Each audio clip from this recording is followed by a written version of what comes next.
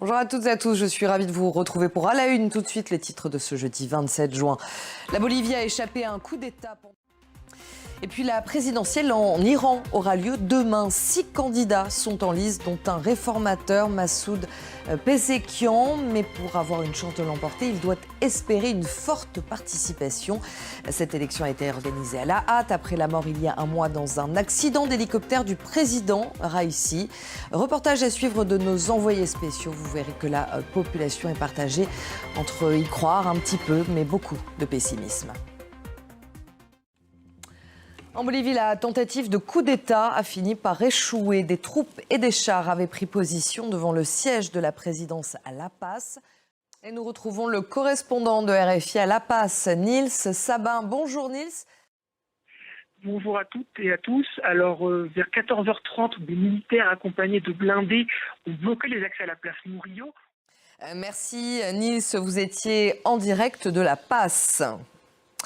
Et après le chaos de ces derniers jours au Kenya, les Kenyans sont appelés à descendre aujourd'hui dans la rue pour une marche blanche pacifique à la mémoire des victimes. Le bilan de la répression des manifestations contre la loi de finances est d'au moins 22 morts. Hier, le président William Ruto a annoncé le retrait du texte controversé. Nos correspondants Elodie Cousin, Olivia Bizot et Bastien Renouille se sont rendus dans le centre-ville de Nairobi où a eu lieu la manifestation.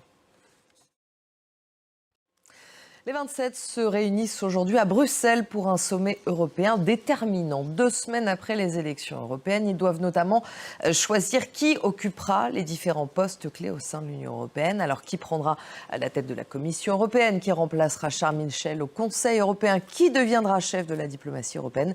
3 noms circulent, mais ils ne semblent pas faire l'unanimité. On voit ça avec Pierre Leduf. Et lors de ce sommet, les 27 vont devoir également fixer les priorités de l'Union européenne pour les 5 prochaines années à partir du 1er juillet.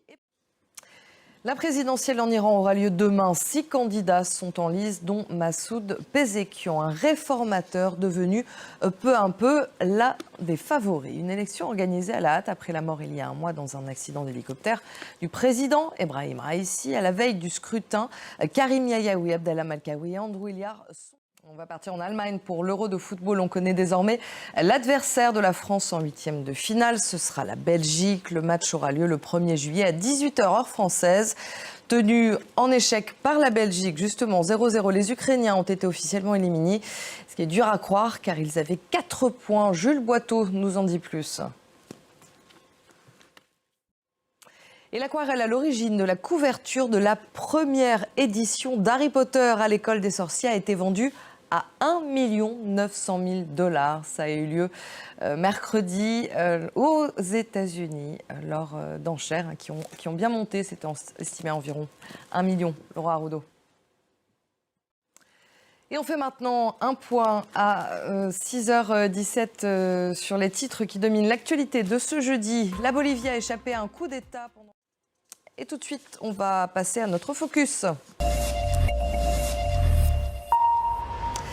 Notre focus qui nous emmène ce matin en Sierra Leone, pays où le couche fait des ravages. Une nouvelle drogue particulièrement puissante qui attire la jeunesse.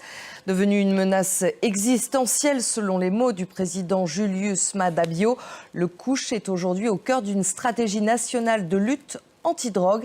C'est un combat dont pourrait dépendre l'avenir de la jeunesse du pays. C'est un reportage de Sarah Sacco. Merci de votre attention. Je vous retrouve dans quelques minutes pour la suite de À la Une.